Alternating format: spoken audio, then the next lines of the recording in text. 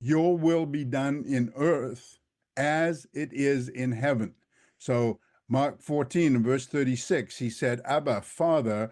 This is Christ praying just prior to his crucifixion. And notice this prayer, because this is his personal prayer with his Father at this time. And he uses the term Abba. This is how close he knows he is to his Father. Abba, Father, all things are possible with you.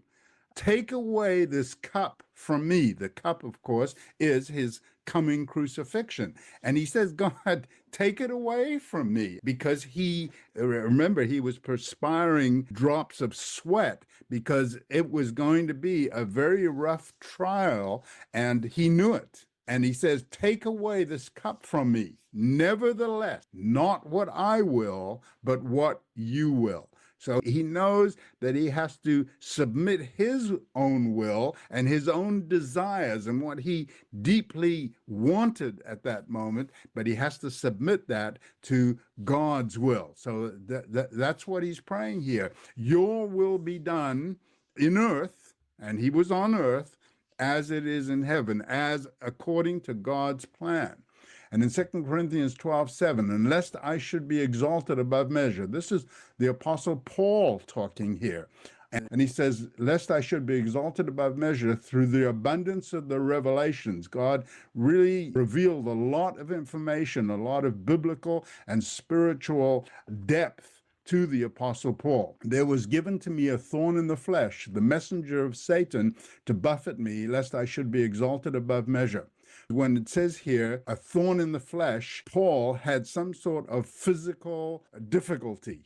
That's what this thorn in the flesh means here. And he prayed God about it, because he says in verse 8, for this thing I besought the Lord thrice, 3 times, that it might depart from me. It hindered him in his physical being, in his health. And he said to me, God said to him in verse 9, my grace is sufficient for you, for my strength is made perfect in the weakness. In other words, Paul, you're going to be continuing to live with this health disorder, whatever it might be. And we think it had to do with his eyes from different other contexts in Paul's writings. But Paul, you are going to keep this health problem. For my strength is made perfect in weakness. So Paul had to change his outlook towards this. And he realizes that God's strength, in verse 9, and God said to him, my grace is sufficient for you, for my strength, that is God's strength, is made perfect in weakness, in Paul's physical problem. Most gladly, therefore, will I rather glory in my infirmities, that the power of Christ may rest upon me. So I take pleasure, in verse 10, in my infirmity for Christ's sake. For when I am weak, then am I strong. So once again, we have to submit our desires, our will here on earth, to God's will and to what he has, because he knows better what we need. Give us this day our daily bread. And we look at this bread here as physical food, and it is physical food.